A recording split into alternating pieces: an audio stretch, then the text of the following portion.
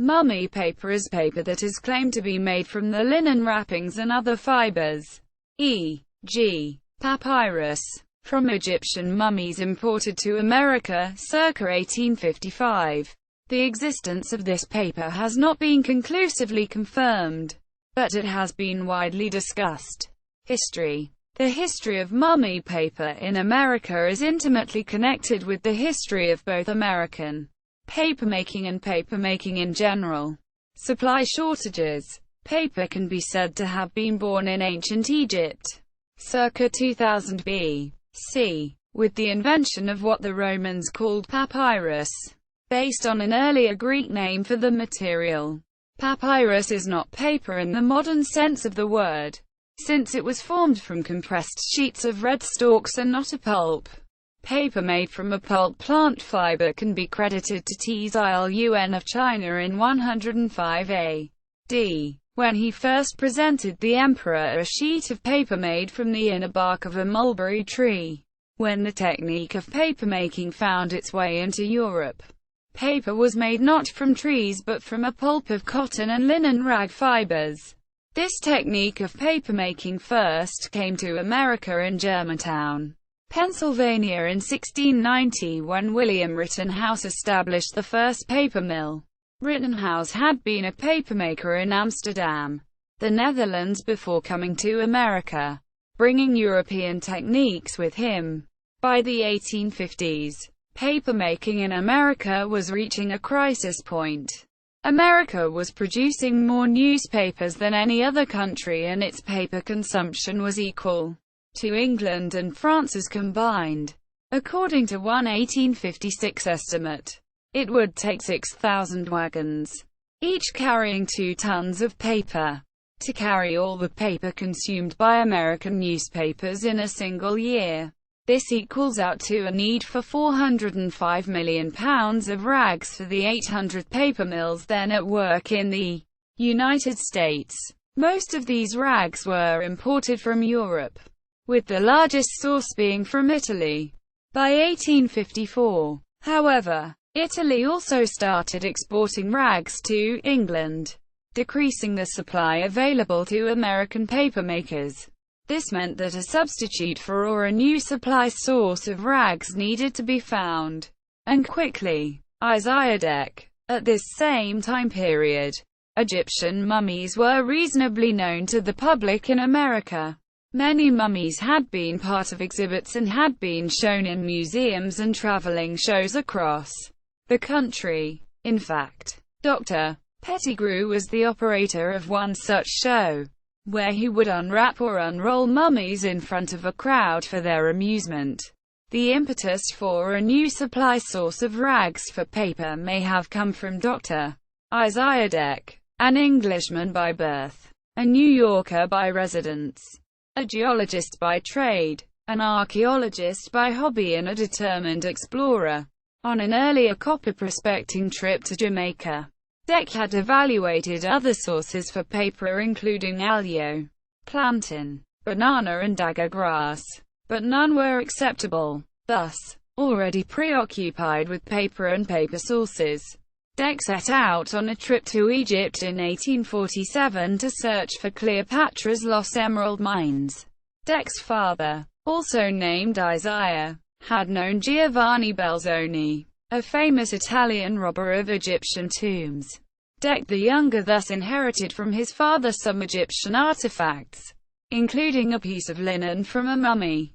While searching for the lost mines, Deck couldn't help but notice the plethora of mummies and mummy parts that turned up in communal burial sites called mummy pits.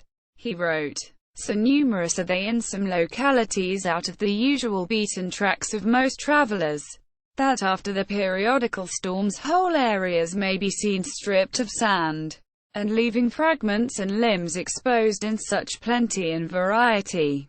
Deck did some calculations, assumed 2,000 years of widespread embalming, an average lifespan of 33 years and a stable population of 8 million.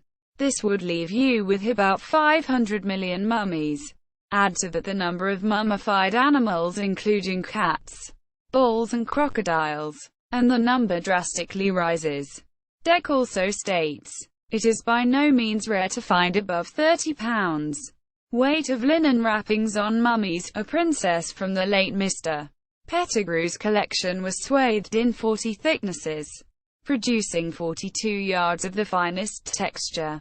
Deck further calculated that the average consumption of paper in America is about 15 pounds per person per year. This meant that the supply from Egyptian mummies would be able to keep up with the American demand for about 14 years, by which point a substitute supply source of material would likely have been discovered, rendering the need for rags unnecessary. Evidence whether or not American paper mills took Isaiah Deck's proposal seriously cannot be either conclusively proved or rejected. However, some evidence does remain. Dard Hunter. Dard Hunter is a well-known paper researcher and cataloger and a proponent of handmade paper. His book, Papermaking: The History and Technique of an Ancient Craft, relates the experiments of I. Augustus Stanwood in both groundwood paper and mummy paper. Hunter received his information from Stanwood's son Daniel, a professor of international law. According to Daniel, during the American Civil War his father was hard-pressed for materials for his main mill. As such, he imported mummies from Egypt, stripped the bodies of their wrappings and used this material for making paper. Several shiploads of mummies were brought to the mill in Gardner, Maine and were thus used to make a brown wrapping paper for grocers, butchers and other merchants. Professor Stanwood continues on to report that the rags supposedly caused a cholera outbreak among the workers since there were no standards for disinfection at this time. However, since cholera is actually a bacterium, it is unlikely that active disease cells could have survived for centuries in the wrappings, meaning the outbreak of the plant was likely either from poor personal hygiene of the workers or from dirty rags recently imported from deceased Europeans, primarily Frenchmen and Italians, rather than the mummy rags. Hunter also writes in an extensive footnote of a letter he received from a Mrs. John Ramsey of Syracuse, New York, relating the story her father's friend used to tell her of his days in a paper mill in Broad Albion, New York. He worked there from 1855 to 1860 and was one of the men responsible for unrolling the old linen wrappings from the mummies the mill received. She wrote to Hunter that the rolled-up vestments retained the shape of the mummy, so that when the workman tried to straighten or unroll the cocoon, it sprang back at once into the shape of the mummy it had encased so long. She also describes the material as cream-colored linen still bearing fragments of embroidery on the edges. Hunter also writes about and quotes from Deck's proposal on the importation of mummies.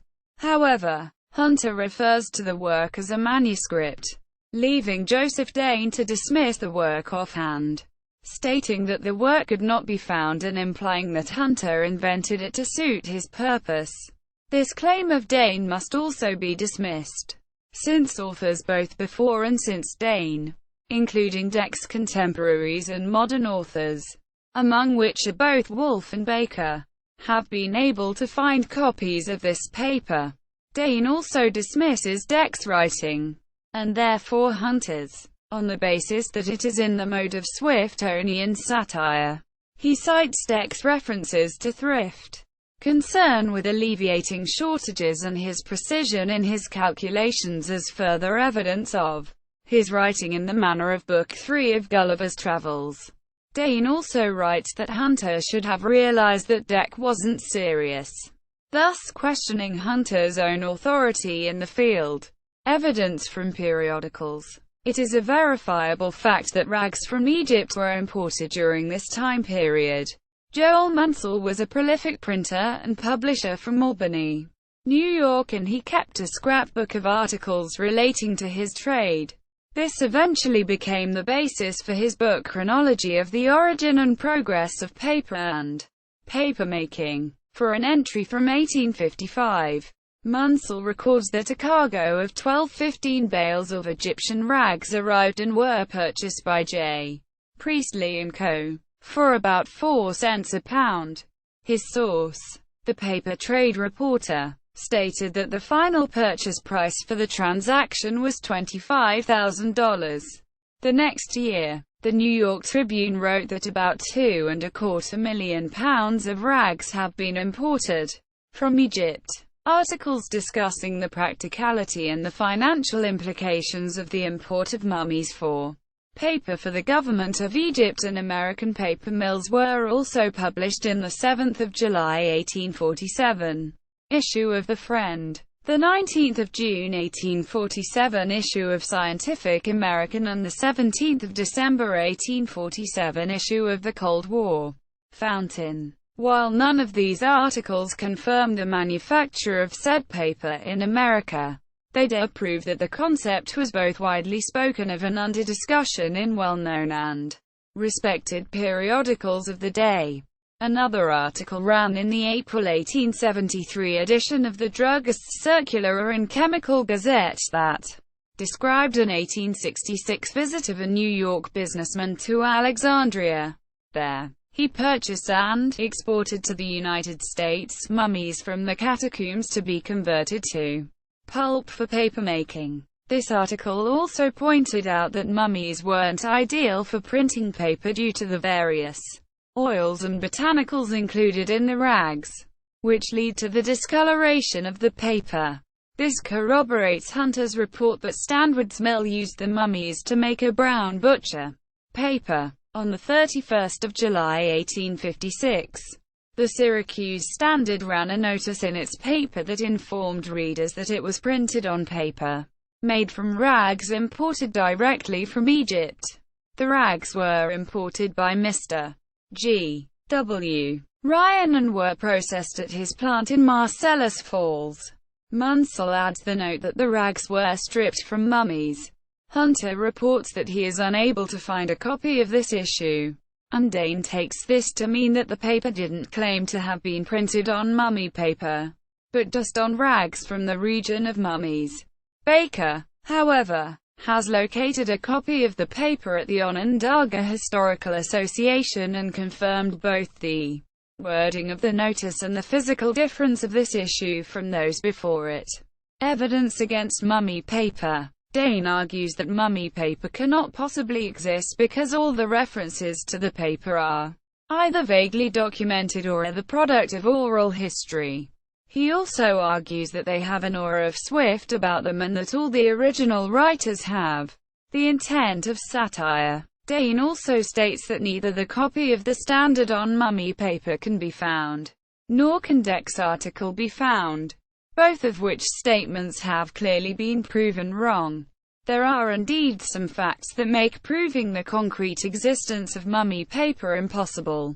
First off, the paper from the Standard and the Norwich broadside cannot be chemically tested to prove they are from mummies, as the test would only prove they are made of linen. Nor can they be carbon-14 dated. This test requires the burning of the material, meaning that items that exist in only 1 or 2 copies would have to be destroyed to complete the test, something that clearly cannot be done. Also, mummies were made for over 4,000 years in Egypt, so even a time frame for the paper product wouldn't narrow down the age of the material to a useful window for solid conclusions to be made. Additionally, the percentage of mummy cloth to any other rag in a given pulp mixture could skew the results of the test. DNA testing would also prove to be inconclusive, as the only thing this test would verify is that the material at one point had close contact with a human. Outside of scientific tests, there are no extant records of paper mills buying mummies. If there were records or account books, they have either been lost or recycled by the mill itself for more paper. There are no photographs of mummies or mummy wrappings at any paper mills. Shipping records and custom records have likewise vanished. However, these may not have proved anything conclusively either, since rags for paper were duty-free at this time. The cargo wouldn't have needed to have been declared. Even if the mummy rags had been declared, they probably would have been declared as rags for paper, without the provenance given. Other industrial uses for mummies. Perhaps the most famous claimed use of mummies in other industries than papermaking appeared in Mark Twain's novel Innocents Abroad. He writes of the practice then current on the Egyptian railroad of using mummies for fuel to power the locomotives. I shall not speak of the railway, for it is like any other railway. I shall only say that the fuel they use for the locomotive is composed of mummies 3,000 years old, purchased by the ton or by the graveyard for that purpose, and that sometimes one hears the profane engineer call out pettishly, "D.N. these plebeians. They don't burn worth a cent. Pass out a king." This master storyteller was speaking tongue-in-cheek. He lets the reader in on the joke in the next passage, which reads, "Stated to me for a fact. I only tell it as I got it. I am willing to believe it. I can believe anything." While this use cannot be substantiated with contemporary sources, this story has been mentioned by many reliable secondary sources. An article from the 3rd of December 1859 issue of Scientific American also reports of this unusual fuel source. There are many sources relating to the use of ground-up mummies in pharmaceuticals. In fact, Merck and Company sold mummy up until 1910. Ground-up mummified bodies also produce a brown pigment, still referred to as mummy brown or Egyptian brown. The color is no longer produced from mummies. Additional byproducts of mummies include the distillation of the bodies to produce aromatic oils, such as olibanum and ambergris, which can be made into machine oils, soaps or even incense. Clearly, mummies were a multi-product import of choice, much as the buffalo or whale had been before them. See also Ancient Egyptian burial customs. Dard Hunter. Innocents Abroad. Mummy. Nicholson Baker. Paper. Papermaking. Preservation. Library and Archival Science. Do Egyptians burn mummies as fuel? Nicholson Baker fan page. The Mummy's Curse and the Armani Suit by Sandy Kinney. Rags to Riches. Article from Down East. S. J. Wolf's personal web page. Paper from Mummy Wrappings. Article by John Lionhard. Wolf. S. J. Long Under Wraps. Cataloging Puzzle Solved. The Book. 61. 2003. 4-5.